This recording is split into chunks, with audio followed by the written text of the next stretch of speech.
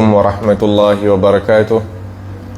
Bismillahirrahmanirrahim. Nawaitu ta'alluma wa ta'lim wa tadhakkura wa tadhkir wa naf'a wal intifa' wal ifadah wal istifadah wal hatha ala tamassuki bi kitabillahi ta'ala wa sunnati rasulih sallallahu alaihi wasallam wa du'a ila al-huda wa dalalata ala al-khair ibtigha' wajhillah wa mardatihi wa qurbihi wa thawabihi subhanahu wa ta'ala. Allahumma inna nas'aluka fahman nabiyyin wa hifdzal mursalin wa ilhamal malaikatil muqarrabin. Allahumma aghnina bil ilm wa zayyinna bil hilm wa akrimna bit taqwa wa jamilna bil afiyah.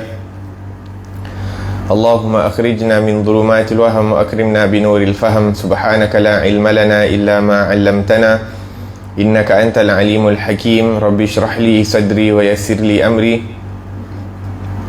wahlul 'uqdatan min lisani yafqahu qawli wasaddid lisani wahdi qalbi bihaqqi sayyidina Muhammadin sallallahu alaihi wasallam.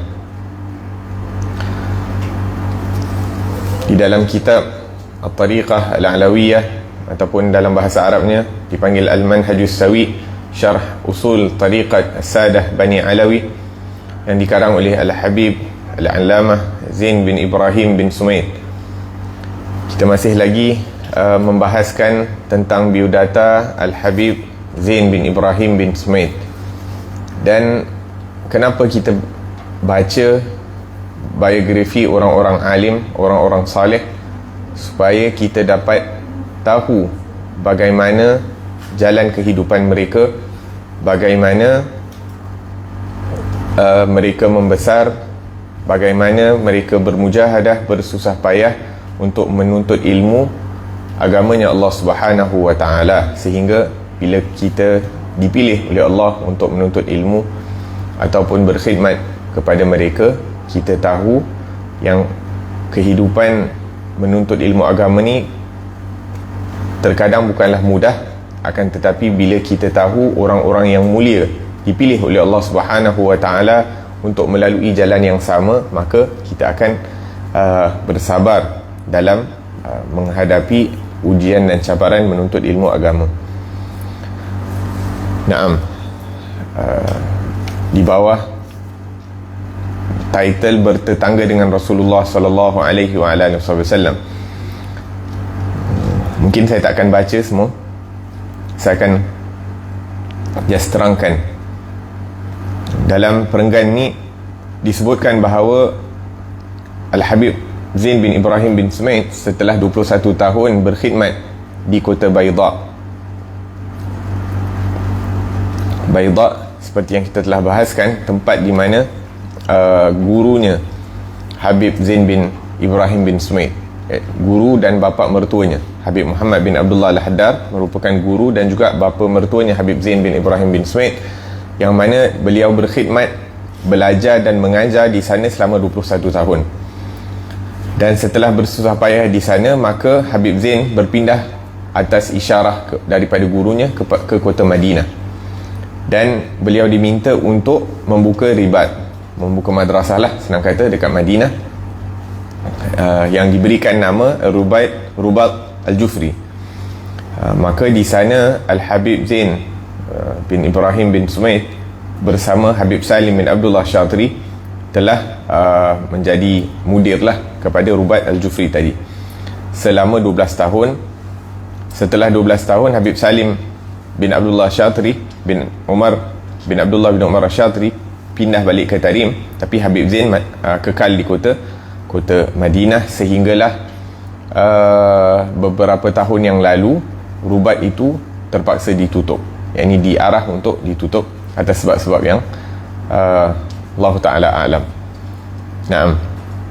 Maka Rubat tersebut didatangi oleh banyak penuntut ilmu dari berbagai negeri Islam, dan banyak di antara mereka yang dapat menyelesaikan pelajarannya. Beliau tidak menghilangkan keinginannya untuk mengambil ilmu dari sejumlah ulama terkemuka di kota Madinah. Syuf, Habib Zain bin Ibrahim, walaupun dah belajar dekat kota Tarim, dah belajar dekat bersama Habib Muhammad bin Abdullah Al-Haddar, dah mengajar puluhan tahun, akan tetapi bila dia berada di kota Madinah, di mana para ulama akan berkumpul di sana, maka bila ada peluang untuk belajar, beliau masih lagi belajar. Ini sifat para ulama yang sentiasa hauskan akan ilmu, yakni walaupun dah menjadi orang alim, walaupun dah mempunyai ilmu yang mantap dan sebagainya, akan tetapi bila-bila dia ada peluang untuk menuntut ilmu, maka dia akan dapatkan ilmu tersebut. Naam. Kemudian antara dua guru yang disebutkan di sini, beliau menimba ilmu usul, iaitu dari Syekh Muhammad Zaidan Asy-Syanqiti Al-Maliki. Syanqit ni dekat Mauritania. Syanqiti, ulama-ulama mereka ni luar biasa. Sampai sekarang pun dikatakan bahawa diorang kalau pergi sana, zuhud lah, keadaannya sangat zuhud. Mereka belajar dekat bawah kemah dan sebagainya. Akan tetapi mereka mengeluarkan ulama-ulama yang hebat, yang pakar dalam ilmu agama, ilmu syariah. Antara ulama western ataupun ulama barat yang belajar dekat Syanqiti ini juga adalah Syekh Hamzah Yusuf. Mungkin sebahagian daripada kita kenal Syekh Hamzah Yusuf daripada US. Dia masuk Islam, kemudian dia belajar ilmu ke sana ke sini, dan antara tempat yang beliau menimba ilmu adalah dekat Syanqiti, dekat Mauritania. Nah, Syekh Muhammad Zaidan Asy-Syanqiti Al-Maliki, mereka bermazhab dengan mazhabnya Imam Malik, seorang yang sangat alim dan ahli usul. Kemudian ditulis kitab-kitab yang dipelajari oleh Habib Zain kepada beliau. Beliau juga sentiasa menyebutkan diri dengan Al-Alamah An-Nihrir Ahmadu bin Muhammad Hamid Al-Hasani Asy-Syanqiti. Sama juga kemudian disebutkan nama-nama kitab. Maksudnya para ulama ni dia duduk bertahun-tahun sebagai murid kepada guru.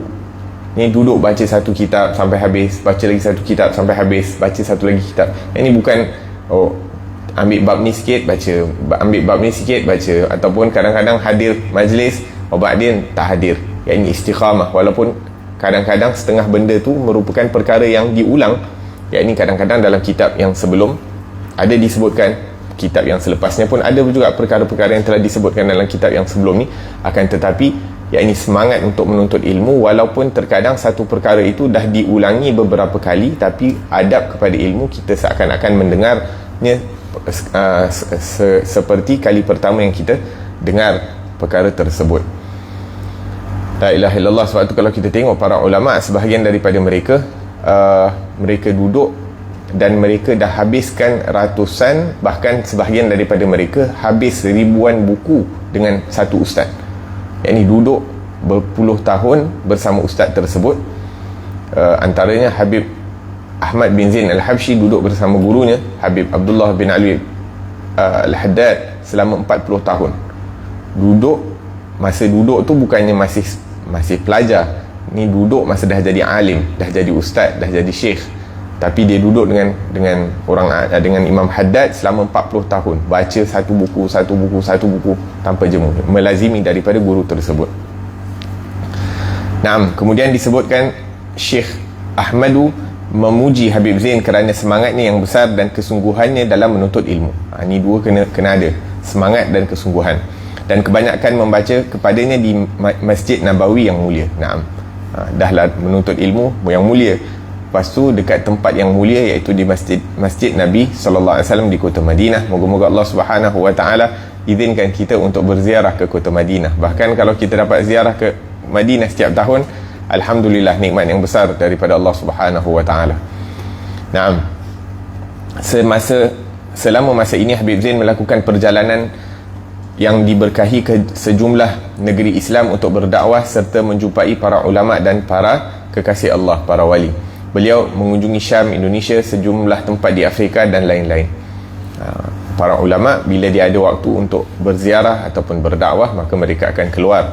Yakni waktu cuti tidak digunakan untuk cuti macam kita, tapi diorang bila cuti gunakan waktu itu untuk berziarah, menyampaikan manfaat kepada manusia yang lain, orang-orang Islam yang lain, dengan niat berziarah dan sebagainya. Sosok dirinya, Allah Subhanahu Wa Taala memberi anugerah kepadanya, iaitu mudah diterima orang. Ini kalau satu orang itu dicintai oleh Allah Subhanahu Wa Taala, maka Allah akan perintah Jibril, wahai Jibril, sayangi orang tersebut. Jibril pun akan sayang orang tersebut. Jibril akan bagi tahu penduduk langit, wahai penduduk langit, Allah sayang orang ni, kamu pun kena sayang orang ni. Maka seluruh penduduk langit akan menyayangi orang ini kerana dia disayangi oleh Allah Subhanahu Wa Taala. Dan apabila seluruh penduduk langit dah sayang dia, maka akan diletakkan fayudha'u lahul qabul fil ard. Orang-orang di atas muka bumi ini pun senang dengan dia dan senang berinteraksi dengan dia, sama ada orang alim ke, orang tak alim ke, orang baik ke, hatta orang yang tak baik rasa selesa nak duduk dengan orang-orang yang disayangi oleh Allah Subhanahu wa ta'ala. Naam, iaitu mudah diterima orang dan kewibawaan dalam penampilannya. Kewibawaan ni apa? Haibah. Haibah ni yakni satu perasaan kita mengagungkan satu orang itu kerana sayang, yang kita takut ataupun kita agungkan dia. Haibah yang Allah Subhanahu wa ta'ala berikan kepada orang-orang salih, yang ini disebabkan mereka ini sentiasa bersama Allah, mempunyai hubungan rapat dengan Allah dan Rasul sallallahu alaihi wasallam, maka seakan-akan diorang diberikan cahaya dan kewibawaan. Jadi orang suka dan pada waktu yang sama berhati-hati ataupun gerun, macam takut sebab mengagungkan, bukan takut sebab kekerasan. Nah, lidahnya tidak pernah berhenti berzikir kepada Allah Subhanahu wa ta'ala. Tasbih hampir tidak pernah berpisah dengan tangannya. La ilaha illallah. Selalu mengenakan serban putih dan mengenakan sarung dan pakaian sebagaimana kebiasaan para salaf di Hadramaut. Ini keadaan luaran Habib Zain bin Ibrahim bin Sumaid. Ini dia biasa guna kain sarung dengan baju koko, baju koko macam baju Melayu tu. Naam. Habib Zain memiliki pengaturan khusus dalam wirid dan zikir ni sepanjang siang dan malam, di samping melaksanakan tugas mengajar. Ini pun perkara yang penting untuk diambil perhatian. Maksudnya macam mana kita nak istiqamah jaga zikir-zikir ataupun wirid harian kita di samping kita belajar atau mengajar ataupun bekerja. Ada waktu untuk berzikir, ada waktu untuk belajar, ada waktu untuk mengajar, ada waktu untuk buat tugasan harian dan sebagainya. Maksudnya salah satu asbab, salah satu cara untuk kita ni mendapat keberkatan waktu adalah dengan kita mempunyai jadual waktu dan mengikuti daripada jadual waktu tersebut, seperti mana yang kita dah sebutkan juga dalam kitab sebelum ni, kitab Bidatul Hidayah. Yang ini penting, kata Imam Ghazali, untuk kita jaga waktu, mempunyai jadual waktu dan ikut akan jadual waktu yang telah kita tetapkan. Naam. Di samping melaksanakan tugas mengajar, beliau selalu didapati sedang berzikir kepada Allah Subhanahu wa ta'ala ketika melakukan ibadat malam dan menunaikan salat subuh di Masjid Nabawi. Ada satu hari kita orang Habib Zain pernah ziarah Malaysia. Habib Zain bin Ibrahim bin Sumaid pernah ziarah Malaysia rasanya 2 kali, 3 kali macam tu. Salah satu ziarahnya Habib Zain, Al-Fagir, ana sempat ikut Habib ke Kelantan. Jadi Habib tidur dekat satu tempat homestay. Jadi bila Habib nak balik tu, kita orang dapat masuklah bilik Habib. Jadi kita tengok ada alarm clock dekat bilik Habib. Jadi alarm clock tu was set at pukul 4. Ini pukul 4 pagi Habib dah bangun untuk tahajud ataupun qiyamul lail. Dan pada waktu itu Habib usia dah lanjut. Umurnya dah kurang lebih 70 lebih ataupun 80 macam tu. Tapi istiqamah, ini bangun malam kerana dah menjadi satu kebiasaan beliau.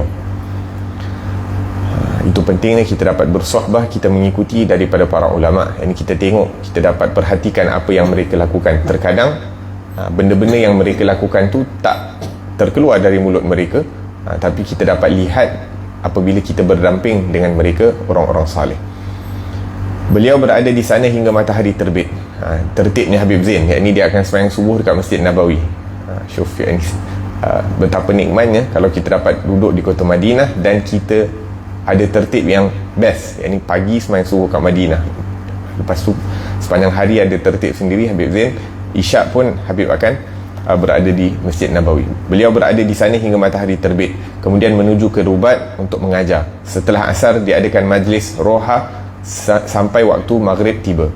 Lalu beliau melanjutkan mengajar hingga menjelang isyak. Setelah itu pergi ke Masjid Nabawi untuk melakukan solat isyak dan berziarah ke tempat datuknya yang paling agung, sallallahu alaihi wasallam. Setiap hari berziarah kepada Rasulullah sallallahu alaihi wasallam. Min nikmah, ini tak ada nikmat yang lebih besar. Kita dapat sembahyang di Masjid Nabawi dan kita dapat berziarah kepada Rasulullah sallallahu alaihi wasallam setiap hari. Habib Zain sentiasa melakukan itu pagi dan sore selama tinggal di Madinah. Beliau selalu mengerjakan kegiatan rutin hariannya, baik mengajar maupun berzikir, kecuali jika sedang dalam perjalanan atau kerana sakit parah. Setelah Isyak beliau mengajar dan mengadakan majlis di berbagai tempat sesuai dengan harinya. Syuf, sepanjang hari itu sibuk je. Kesibukannya, beliau disibukkan dengan perkara-perkara yang baik, dan alangkah indahnya kalau kita ni disibukkan dengan perkara-perkara yang baik.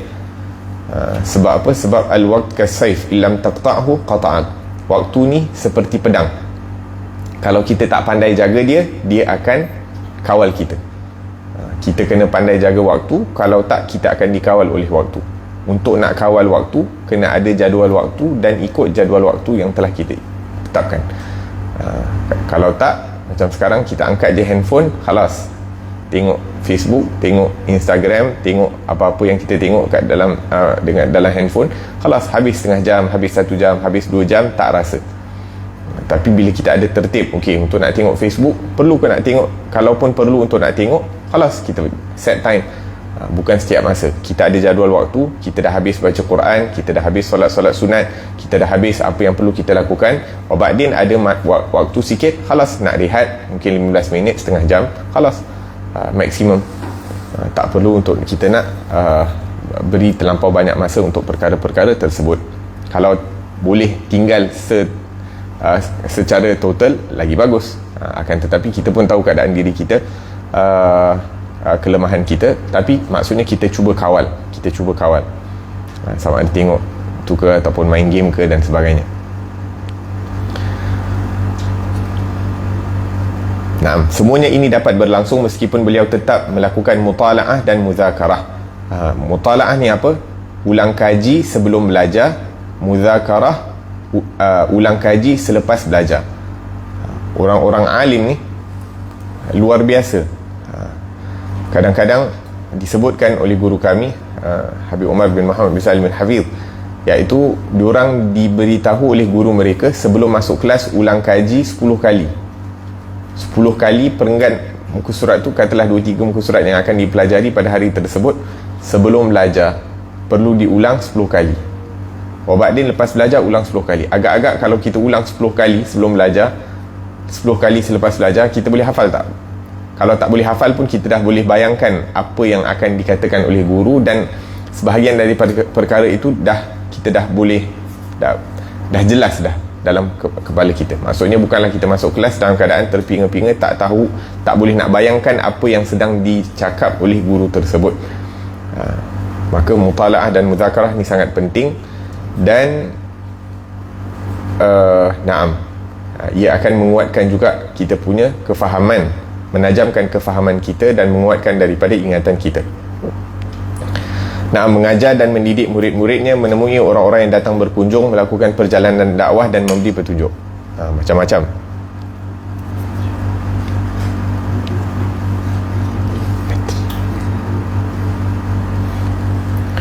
Orang-orang cerdik ketika duduk di hadapan penulis menyaksikan penulis melempar pandangannya ke atas. Belum sempat penulis berbicara, pandangannya seakan-akan tertarik kembali ke atas. Begitulah penulis memiliki kondisi spiritual yang tinggi, yang merupakan ciri orang-orang arif yang hanya diketahui oleh para pencintanya yang khusus. Semoga Allah Subhanahu Wa Taala memberi manfaat pada kita dan muslimin melaluinya. Kemudian di sini ditulis antara penulisan ataupun biografi karangan Habib Zain adalah yang pertama Manhajus Sawi, buku yang kita sedang baca. Perbahasan tentang hal ini akan dibahas secara terpisah. Yang kedua, Al-Fuyudat Ar-Rabbaniyah. Kitab ni kurang lebih kitab tafsir yang maknawi. Maksudnya apa? Kitab tafsir yang Allah Subhanahu Wa Taala berikan kefahaman kepada orang-orang saleh, khusus daripada golongan Sayyid Bani Alawi. Jadi Habib Zain dikumpulkan, maksudnya tafsir-tafsir yang diilhamkan ataupun yang terlintas dalam fikiran mereka. Jadi Habib Zain kumpulkan menjadi satu kitab. Kitab yang ketiga, Al-Futuhat Al-Aliyah fil Khutab Al-Mimbariyah. Habib Zain mengumpulkan ceramah-ceramah dia ataupun dia punya khutbah-khutbah yang dikarang kemudian dijadikan satu buku. Kitab yang keempat, Syarah Hadis Jibril. Ni pun kita stop kejap.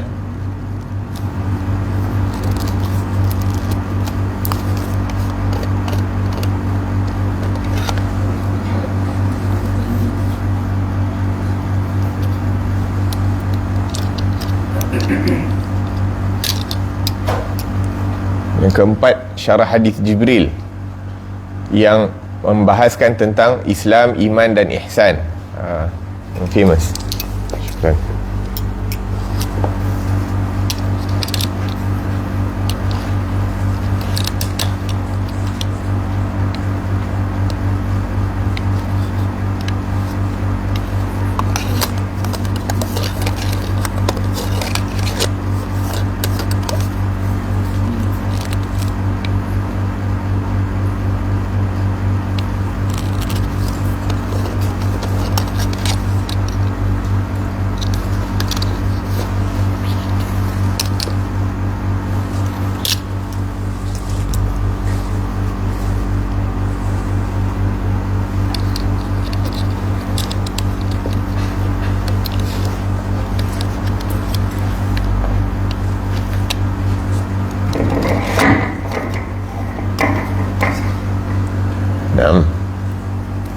Kitab yang keempat yang dikarang oleh Habib Zain adalah kitab yang membahaskan tentang Islam, iman, ihsan. Yang hadis yang famous yang Jibril datang bertanyakan tentang Islam, iman dan ihsan kepada Nabi sallallahu alaihi wasallam, juga dicetak. Kemudian yang kelima, Al-Ajwibah Al-Ghaliyah, soal jawab yang terkait dengan akidah dan sebagainya. Kemudian yang keenam, Hadaya Az-Zairin, ini buku wirid ataupun buku doa yang dibacakan ketika berziarah kepada Nabi sallallahu alaihi wasallam ataupun kubur-kubur yang terletak di sekitar Haramain dan Hadramaut. Maksudnya bila kita ziarah dekat kota Madinah, apa kita nak baca, ziarah dekat kota Makkah, apa kita nak baca dan sebagainya. Kemudian yang ketujuh, Majmu' yang terkait dengan doa dan adab, tapi tak dicetak lagi. Yang kelapan, Al-Fatawa Al-Fiqhiyah, yang ini fatwa-fatwa fiqh yang dihimpunkan ataupun dikarang oleh Habib Zain. Yang kesembilan, Thabat Al-Asanidah wa Syaykhukhah. Thabat ni apa? Thabat ni buku yang dikarang tapi dia bukannya dia berbentuk sanad. Maksudnya, okey, saya berjumpa dengan orang alim ni, lepas tu kita tulis sanad dia, tulis jumpa orang alim ni, jadi dikumpulkan segala sanad-sanad ilmu yang Habib Zain jumpa dengan para ulama, jadi dikumpulkan dalam satu kitab. Pujian para ulama. Pujian para ulama ni lebih kurang macam sijil. Zaman dulu tak ada madrasah, zaman dulu tak ada universiti, zaman dulu nak jadi alim ni adalah apabila ataupun testimoni kelayakan satu orang tu bila dia ni dipuji oleh orang lain, orang alim yang lebih hebat daripada dia. Jadi bila orang alim memuji kepada anak murid dia ataupun orang alim memuji kepada rakan-rakan dia, maka di situ terdapat nilai keilmuan seseorang. Sebab innama ya'riful fadla li ahli al-fadli dzul fadl. Hanya orang yang mempunyai kemuliaan akan mengenal akan kemuliaan yang ada pada diri orang lain. Maksudnya apa? Orang yang jahil tak akan kenal orang yang berilmu. Mungkin dia tahulah orang ni ada ilmu, tapi tahap keilmuan orang ni hanya akan diketahui oleh orang lain yang ilmunya sama tahap ataupun lebih tinggi daripada orang ini. Jadi orang yang lebih alim, bila dia nampak satu orang ni ada ilmu, maka dia akan puji. Maksudnya dia tahu tahap ni, kadar orang ilmu orang tersebut. Naam, jadi pujian para ulama, da'i dan pemikir Sayyid Al-Habib Abu Bakar bin Ali Al-Mashhur dalam kitabnya Qabasat An-Nur halaman 189 ketika menyebutkan riwayat hidup Habib Zain, menggambarkannya sebagai seorang alim dan yang faqih. Faqih ni yang hebat dalam bidang fiqh, seorang yang sangat hafal persoalan-persoalan dalam mazhab Syafi'i. Maksudnya dia kenal, tahu akan permasalahan dalam mazhab fiqh, dalam mazhab Syafi'i. Ahli nahwu, yakni hebat dalam bahasa Arab ya, dan tata bahasa Arab, dan yang terlibat dalam berbagai ilmu. Seorang arif billah, orang yang mengenal Allah, seorang yang menghantar kepadanya dengan nasihat-nasihat dan kelembutan-kelembutan sufi, memiliki penampilan seorang alawi salafi dan menjadi rujukan dalam fiqh dan fatwa di negeri Hijaz. Ni pujian Habib Ali Mashhur kepada Habib Zain bin Ibrahim bin Sumaid. Habib Ali Mashhur ni, Habib Abu Bakar Adni, Habib Abu Bakar Adni ni baru meninggal. tahun ni, baru meninggal tahun ni. Disebutkan di sini seorang yang sangat alim, ahli ilmu kalam, iaitu ilmu akidah, peneliti dan musnid, orang yang banyak sanadnya, Syekh Muhammad Namr Al-Khatib yang tinggal di Madinah. Dalam ijazahnya untuk Habib Zain menyebutkan sahibul fadilah, seorang yang memiliki keutamaan, Allamah Az-Zaid, seorang yang sangat alim lagi peka, seorang yang memiliki darjat ma'rifat dan yang memiliki kesadaran. Itu satu. Yang ketiga pula, seorang yang sangat alim dan muhaddis kota Makkah, Sayyid Abdullah bin Sa'id Al-Lahji Al-Hadrami. Dalam ijazahnya kepada beliau menulis, ijazah dari orang yang di bawah kepada orang yang paling atas. Guru bagi ijazah kepada anak murid, tapi guru tu mengatakan yang bagi ijazah tu adalah orang yang bawah, tapi bagi kepada anak murid yang pada hakikatnya guru tu mengatakan anak murid tu lebih tinggi daripada gurunya. Ni sifat tawaduk, sifat rendah diri yang ada pada para ulama. Bila dia nampak anak murid dia lebih hebat daripada dia, maka dia akan puji anak murid tersebut, sama ada sebab memang betul anak murid dia lebih hebat, ataupun untuk nak bagi semangat kepada anak murid dia, sebab nak bagi semangat kepada anak murid dia. La ilaha illallah. Dan guru yang ikhlas, yang jujur, kalau boleh nak jadikan semua anak murid dia lebih hebat daripada dia. Dia bukan nak anak murid dia jadi macam dia sahaja, akan tetapi kalau boleh nak jadikan anak murid dia tu lebih hebat daripada dia. Dan anak murid pun berusaha, tapi bukanlah kalau dia dah lebih hebat daripada guru dia, dia pandang rendah kepada guru dia lah. Tapi maksudnya dia berusaha sebaik mungkin, kerana dia tahu dengan dia berusaha sebaik mungkin, hatta menjadi lebih baik daripada gurunya, akan menggembirakan hati gurunya dan akan menggembirakan hati orang-orang alim dan orang salih. Naam, ijazah dari orang yang di bawah kepada orang yang paling atas, dan menyebutnya sebagai As-Sayyid Al-Alim Al-Fadil, junjunganku yang alim dan memiliki keutamaan. Seorang yang sangat alim dan faqih, Dr. Muhammad Hasan Hitu, menyebutnya Sayyid An-Nabil Al-Kamil, seorang sayyid yang cerdas dan sempurna, seorang alim yang rendah hati dan mengamalkan ilmunya. Kemudian yang lain mengatakan Syekh Yusuf Al-Rifa'i Al-Kuwaiti dalam ijazahnya menyebutkan Al-Allamah Al-Amil, seorang yang berilmu dan beramal dengan ilmunya. Faqih Murabbi, seorang yang alim dan juga mendidik, orang yang reti mendidik anak murid. Kemudian gurunya sendiri, Habib Muhammad bin Abdullah Al-Haddar, guru dan mertuanya, memujinya sebagai apa? Seorang sayyid yang sangat alim, seorang yang selalu mengajak kepada Allah, pemuda yang tumbuh di dalam ibadat kepada Allah. Ini orang muda yang daripada usia muda tu tak tahu nak berbuat maksiat. Yang dia tahu hanya beribadah kepada Allah Subhanahu Wa Taala. Ini satu kemuliaan bagi seorang anak muda yang walaupun di usia muda tu banyak gangguan-gangguan daripada syahwatnya, daripada bisikan syaitannya dan sebagainya, akan tetapi tak terkesan dengan perkara tersebut. Yang berada dalam kepala dia hanyalah beribadah kepada Allah Subhanahu Wa Taala. Ini salah satu yang disebutkan oleh gurunya Habib Zain kepada Habib Muhammad bin Abdullah Al-Haddar kepada Habib Zain. Seorang penempuh jalan Allah dan selalu beribadah kepadanya, seorang yang dicintai, junjunganku dan bekalku, sandaranku dan kelengkapanku. La ilaha illallah. Kalau guru puji anak murid, maksudnya anak murid itu hebat. Habib yang menjadi teladan, Sayyid Ibrahim bin Aqil, salah seorang mufti dan juga salah seorang daripada mertua kepada Habib Muhammad Al-Haddar, menggambarkannya sebagai seorang salih, Salil Al-Akabir, Jami' Al-Mafakhir, keturunan orang-orang besar, penghimpun sifat-sifat terpuji, seorang yang bagus perangainya, pemilik sifat-sifat ulama, Habib yang dicintai dan Sayyid yang menjadi sandaran. Naam.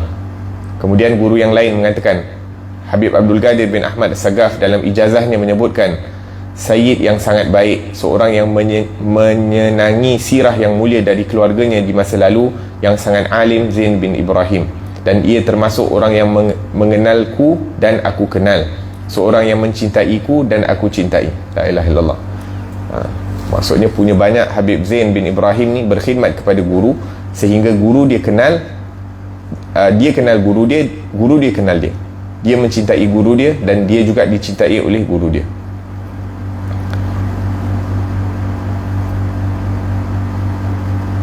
Nah, meskipun dalam kedudukannya yang terpuji serta perhatiannya terhadap ibadah kepada Allah dan mengingat hari kemudian dengan semangat yang tinggi, Habib Zain masih tetap mengajar, membantu dan membimbing murid-murid, memberi petunjuk kepada para salik, orang-orang yang menempuh jalan menuju Allah, pengamal tasawuf, mendidik para murid dan menyusun fatwa masalah-masalah fiqah yang datang kepadanya dari berbagai negeri. Dari waktu ke waktu ia juga melakukan perjalanan dakwah dan mengamati kaum muslimin serta memberikan ceramah-ceramah agama.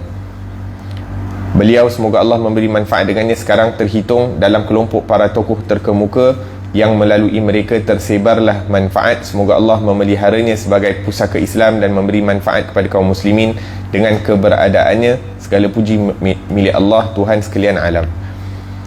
Alhamdulillah, Al-Fagir masa tunaikan umrah pada awal 2020 sebelum Covid, dapat berziarah dan berjumpa dengan Habib Zain bin Ibrahim bin Sumait dekat kota Madinah, dekat rumah dia. Alhamdulillah, majlis yang sungguh istimewa, dapat duduk di rumahnya Habib Zain, dapat berziarah dengan dia, dapat mendengar daripada kalam-kalam mutiara, dapat mendengar daripada perbahasan fiqah yang dia bersama anak-anak muridnya yang baca kitab kepada Habib Zain, dan dapat mendapat keberkahan duduk bersama mereka. Itu kurang lebih tentang Habib Zain bin Ibrahim bin Sumait. Kemudian dekat sini, mengenal tariqah Sadah Ba'alawi. Apa yang dibahaskan untuk kenal tariqah? Tariqah ni perjalanan ataupun cara untuk mendekatkan diri kepada Allah Subhanahu Wa Taala, yang mana kita dengar dekat ada macam-macam tariqah. Tariqah ni ada banyak. Ada tariqah Syadzali, ada tariqah Naqsyabandi, ada tariqah Chisti dan sebagainya. Dan ini tariqah Sadah Bani Alawi, yang mana kesemuanya kembali kepada Rasulullah sallallahu alaihi wasallam. Seperti mazhab, ada mazhab Syafi'i, ada mazhab Maliki, mazhab Hanafi, mazhab Hambali. Seperti, maksudnya ada imam-imam yang menyusun agar supaya orang mudah untuk nak ikut. Kita kalau nak ambil sendiri directly daripada Al-Quran dan Sunnah, kita tak ada ilmu, kita tak ada alat dia. Jadi imam-imam ni dia telah permudahkan untuk kita. Contohnya dalam madhab, jadi kita tak payahlah bila nak solat kena pergi buka Quran, nak check apa hukum solat, apa rukun-rukun solat, apa rukun-rukun wudu. Para ulama ni dah permudahkan kita. Jadi bila kita ikut dia berdasarkan apa yang ada dalam Al-Quran dan Sunnah yang mereka fahami. Begitu juga dalam tariqah ataupun dalam menuju kepada Allah Subhanahu Wa Taala, jalan menuju kepada Allah. Jalan menuju kepada Allah ni ada banyak. Cumanya para ulama ni dia dah permudahkan kita. Ada orang cara dia menuju kepada Allah macam ni, ada orang cara menuju kepada Allah macam ni. Maka dalam kitab ini disebutkan ataupun dibahaskan macam mana Sadah Bani Alawi, ataupun secara khusus, kalau mungkin ada yang belum tahu, Bani Alawi ni apa? Keturunan Alawi, iaitu di kota Hadramaut. Ini zuriatnya Imam Muhajir, yang yang bernama Alawi. Jadi dia dan keturunan-keturunan dia ni, cara mereka dekatkan diri kepada Allah ada metod dia sendiri, ada cara dia orang sendiri. Jadi dalam ni Habib Zain akan menerangkan sedikit sebanyak cara mereka, dan barulah akan masuk dalam diorang punya asas-asas ataupun prinsip-prinsip utama untuk mereka dekatkan diri kepada Allah Subhanahu Wa Taala. Sejarah tariqah Sadah Bani Alawi dan para tokohnya. Nasab para Sadah Bani Alawi kembali kepada datuk mereka, Alwi bin Ubaidillah bin Ahmad Al-Muhajir bin Isa Al-Nagib. Para syarif di Iraq, bin Muhammad Al-Nagib bin Ali Al-Uraidi bin Ja'far Al-Sadiq bin Muhammad Al-Bagir bin Ali Zainal Abidin bin Al-Imam Hussein bin Ali bin Abi Talib. Maksudnya Alawi ni yang kita cakap Bani Alawi, iaitu keturunan Alawi. Alawi ni adalah cucu kepada orang yang berhijrah daripada kota Basrah ke kota Hadramaut. Kita tahu kan, yang maksudnya para ulama kita ni orang Nusantara dapat Islam daripada ulama-ulama Yaman. Ulama-ulama Yaman ni asal usul mereka daripada mana? Khususnya yang keluarga Rasulullah sallallahu alaihi wasallam yang berhijrah ke kota Hadramaut ni, orang pertama yang berhijrah is Ahmad bin Isa. Jadi cucu Ahmad bin Isa ni berhijrah daripada kota Basrah. Kalau kita tengok sejarah, dulu Nabi berhijrah ke kota Madinah. Jadi bila selepas kewafatan Rasulullah, kurang lebih sewaktu pemerintahan Sayyidina Ali bin Abi Talib, dia punya pusat pemerintahan tu berpindah ke Syam.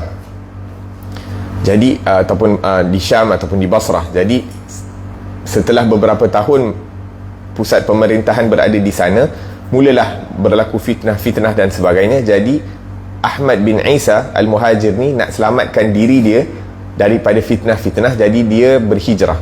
Dia nak selamatkan diri dia daripada melihat perkara-perkara yang, ataupun bagi dia bila dia berada di situ susah untuk dia nak mengamalkan agama yang sempurna, jadi dia decide untuk nak berhijrah. Yang mana mungkin kita akan baca sekejap lagi tentang perjalanan mereka. Jadi nak cakap tariqah Bani Alawi ni maksudnya tariqah, cara jalan hidup Bani Alawi, keturunannya Alawi. Kehidupan Imam Ahmad Muhajir dijalani di Basrah. Di daerah inilah dia tumbuh dan berkembang. Pada saat itu Ahlul Bait Ahlul Bait iaitu keluarga Rasulullah berada di dalam kehormatan dan pemeliharaan. Tetapi para khalifah Bani Abbas yang menjadikan Iraq sebagai pusat mulai melemah kekuasaan. Lalu muncullah gerakan-gerakan dan pemberontakan. Sedikit demi sedikit fitnah melanda Iraq, dan paling besar di antaranya adalah hadirnya kaum Qaramitah yang menyerang Basrah di awal abad keempat, dan muncul kelompok orang-orang Sudan. Pada situasi yang kacau itu, orang-orang salih menjauhkan diri dari dunia, tidak dapat menghadapinya. Tepatnya pada tahun 317, Imam Ahmad bin Isa pun hijrah, yang kerana itu beliau digelari sebagai Al-Muhajir untuk menghindari fitnah-fitnah yang bergelombang. Beliau meninggalkan Basrah bersama 70 orang dari keluarga dan para pengikutnya. Beliau menempuh jalan menuju Hijaz agar rombongannya dapat singgah setahun di Madinah. Setelah itu beliau menuju Tanah Haram Makkah pada tahun ketika kaum Qaramitah memasuki kota ini dan merampas Hajarul Aswad. Kemudian Imam Ahmad Muhajir keluar dari Makkah melalui padang Sahara menuju Al-Asir, lalu ke Yaman. Lalu takdir membawa mereka ke lembah Hadramaut, lembah terpencil dengan sedikit kekayaan yang sebahagian besar daerahnya saat itu dikuasai oleh kaum Khawarij Al-Ibadiyah. Jadi Ahmad bin Isa ni, dia keluarga orang yang berada, yakni keluarga Rasulullah, dan adik-beradik dia pun daripada kaum orang-orang yang mulia di kalangan pemerintah. Jadi diorang ni dekat Iraq masa tu dah hidup senang, tapi hidup yang senang yang mereka lalui itu tak melalaikan mereka dengan tujuan maksud hidup mereka yang utama, iaitu mendekatkan diri kepada Allah Subhanahu wa taala dan mengabdikan diri kepada Allah Subhanahu wa taala. Jadi apa dia lakukan? Dia beristikharah kepada Allah Subhanahu wa taala untuk berpindah. Sementara dia nak dapat jawapan, maka dia pun pergi ke kota Makkah dan kota Madinah. Selama setahun duduk di kota Madinah, kemudian pergi ke kota Makkah beristikharah dan sebagainya, menunaikan haji, sehinggalah tergerak hatinya untuk pergi ke lembah Hadramaut. Maka di situ, di kota Hadramaut, dia menetapkan dirinya, dan di situlah ahli keluarganya, zuriatnya berkembang.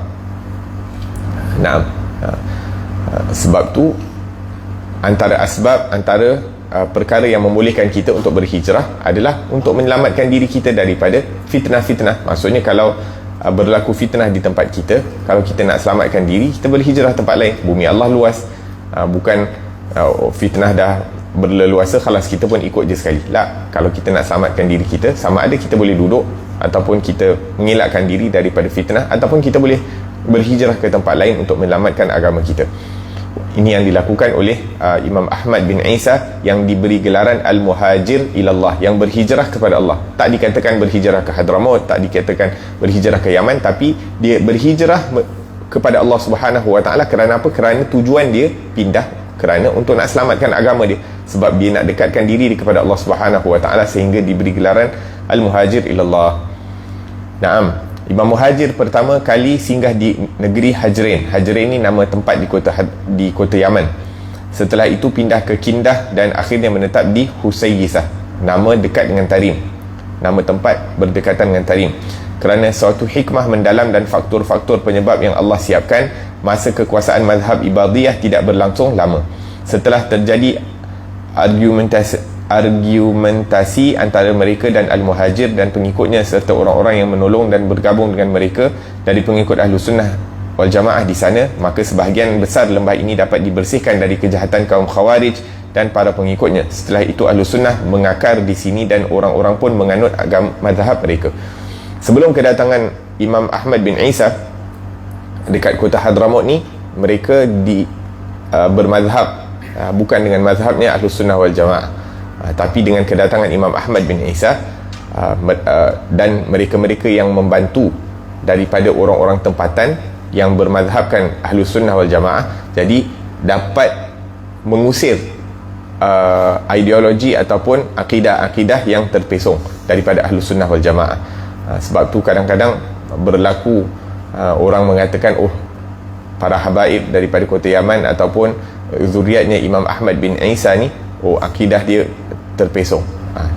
Ni salah. Maksudnya kita baca dekat sini, iaitu Imam Ahmad bin Isa dan orang-orang tempatan di kota Yaman pada waktu itu telah bergabung untuk menguatkan akidah Ahlus Sunnah, berdebat dengan orang-orang yang tidak selari akidah mereka dengan Ahlus Sunnah wal Jamaah, sehingga terselamat akidah Ahlus Sunnah wal Jamaah dan dibersihkan kota Yaman ataupun Hadramaut daripada akidah orang-orang yang tidak selari dengan Ahlus Sunnah wal Jamaah. Imam Muhajir mempunyai anak bernama Ubaidillah yang kemudian mendapat 3 orang anak, Basri, Jadid dan Alwi. Kepada Alwi ini keturunan Sadah Bani Alawi. Maksudnya Bani Alawi ni bernasabkan kepada Alawi. Inilah keturunan para Sadah Bani Alawi bernasab sebagaimana telah disebut di atas. Sedangkan keturunan kedua saudaranya habis bersama dengan berakhirnya abad ke-6.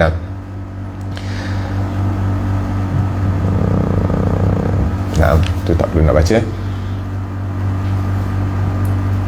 Okey, muka surat sebelah tu, setelah ada 3 dot, perenggan yang kedua. Peletak pondasi sebenarnya pada bangunan tariqah ini adalah Imam Muhammad bin Ali Ba'alawi. Kalau kita baca Ratib Al-Haddad ataupun Ratib Al-Atas, biasanya kita akan baca Fatihah untuk Sayyidina Al-Muhajir Ahmad bin Isa dan Muqaddam Al-Faqih Al-Muqaddam Muhammad bin Ali. Kerana apa? Kerana Ahmad bin Isa ni yang berhijrah ke kota Yaman, dan Muhammad bin Ali Ba'alawi, Faqih Muqaddam ni, dialah orang yang mengasaskan, yang menjadikan tariqah Bani Alawi ni sebagai yang menyusunnya lah, senang kata. Walaupun telah dimulakan oleh datuk neneknya cara untuk mendekatkan diri kepada Allah, tapi dia yang jadikan dia sebagai satu sistem,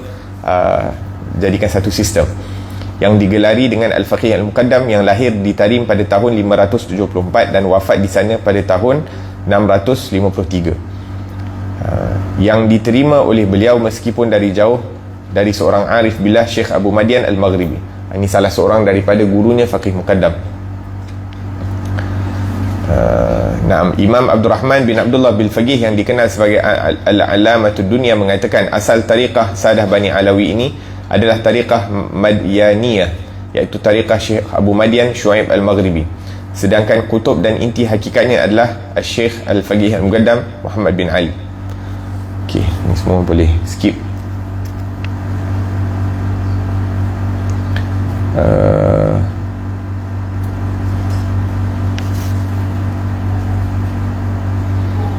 Kalau kita buka muka surat yang sebelahnya lagi, di tangan Al-Imam Al-Haddad,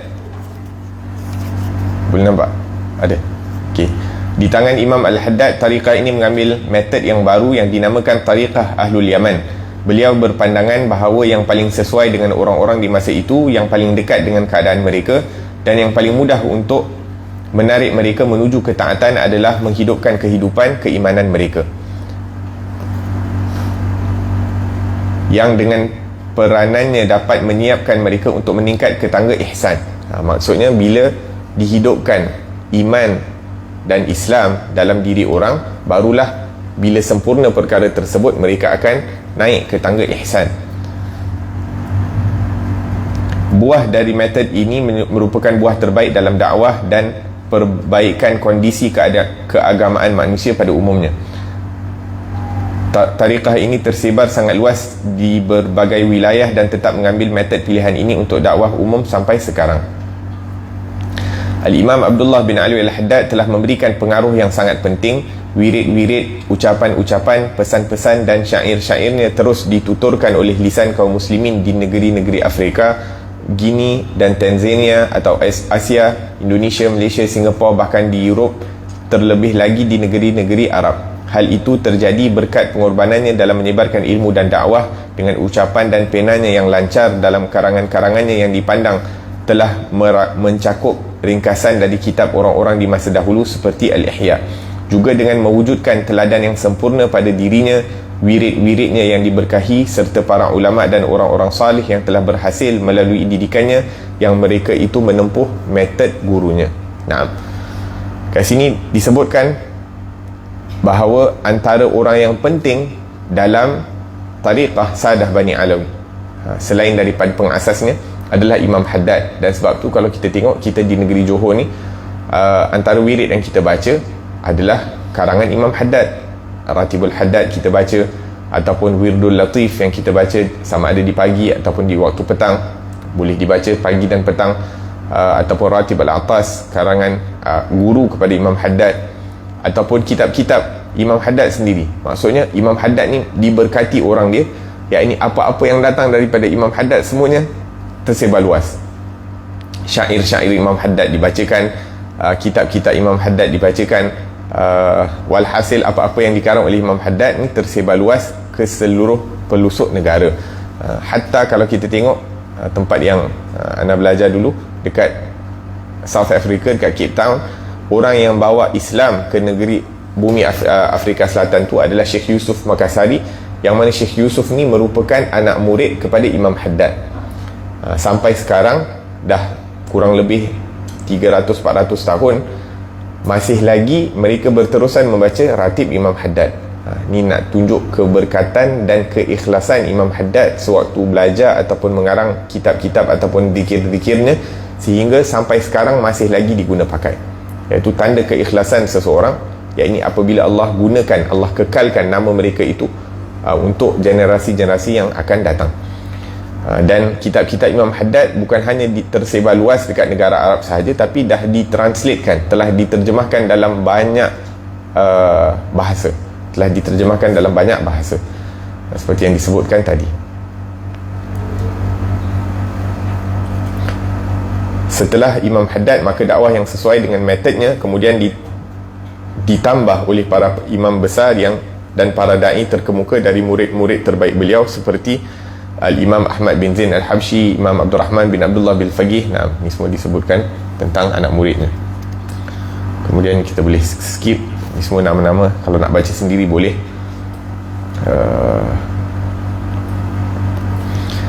Kemudian disebutkan metod keilmuan. Maksudnya kita ni sebelum nak masuk ke dalam satu tariqah, kita tahu latar belakang tariqah tersebut, siapa orang-orang hebat dalam mazhab dalam tariqah tersebut, apa metod, apa cara yang diguna pakai oleh mereka.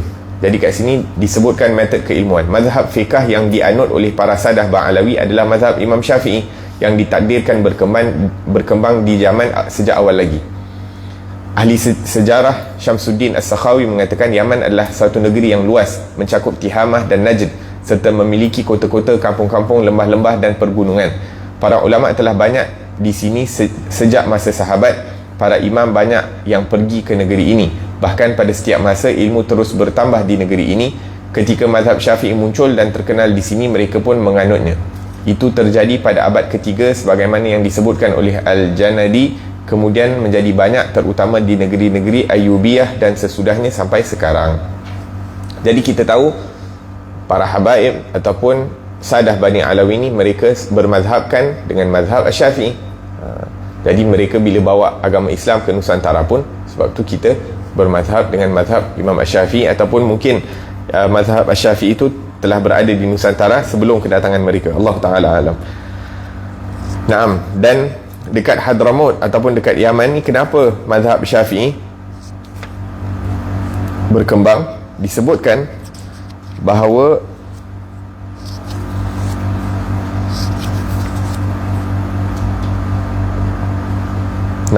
disebutkan bahawa mazhab Imam Syafi'i berkembang di Hadramaut kerana Imam Syafi'i pernah menjadi qadi dekat Najran pada tahun 179.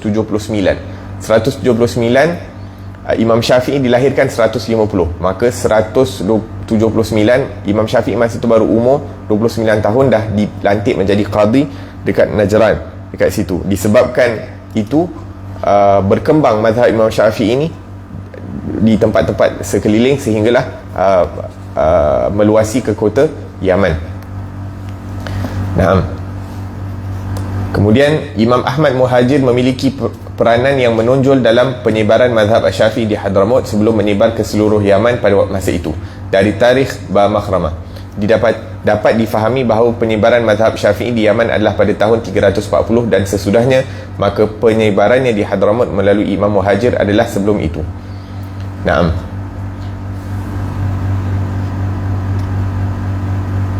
Lepas tu dia sebutkan juga tentang Sadah Bani Alawi yang mengarang kitab-kitab mazhab Imam Syafi'i ataupun orang-orang hebat di dalam Sadah Bani Alawi ini yang menjadi mufti ataupun mengarang kitab-kitab, membina madrasah-madrasah dan sebagainya, membangunkan madrasah dan sebagainya, dan mengajar.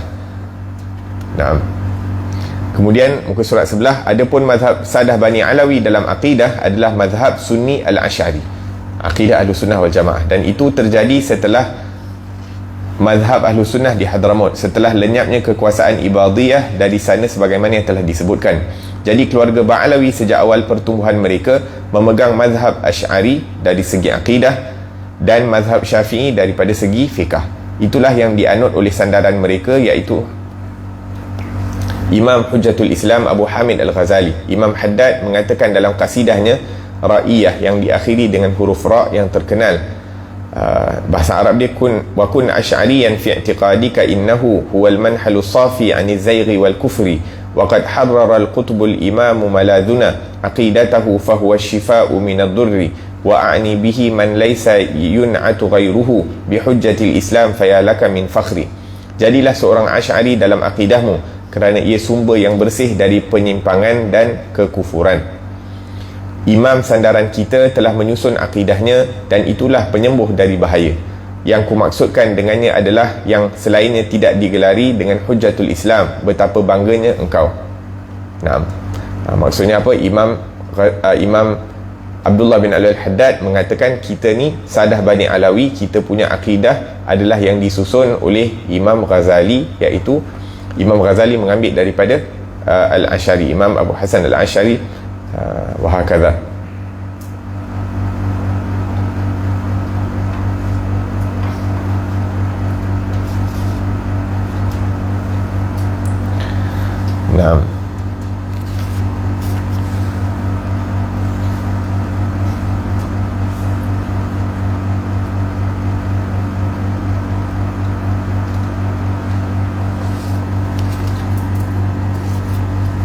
Kita stop kat sini. Lepas ni dia akan masuk tentang petunjuk rohani yang mana kita akan bahaskan sikit. Kemudian kita akan masuk ke dalam kitab dia, InsyaAllah ta'ala. Ni macam introduction lah. Kita baca introduction dan kita baca dia punya sirah-sirah, supaya kurang lebih kita ada gambaran tentang tariqah Bani Alawi ni. Diorang punya mazhab apa, diorang punya akidah Ahlus Sunnah wal Jamaah, siapa imam-imam mereka. Bila kita kenal, sebab tu penting bila kita nak baca kitab, kita tahu siapa pengarang dia, siapa guru-guru dia, supaya kita pastikan bahawa ilmu yang kita dapat daripada kitab tu adalah ilmu yang betul. Begitu juga sebelum kita nak belajar dengan satu orang alim, kita tahu siapa guru mereka, apa dia punya akidah dia, apa mazhab dia, supaya kita dapat ilmu yang betul.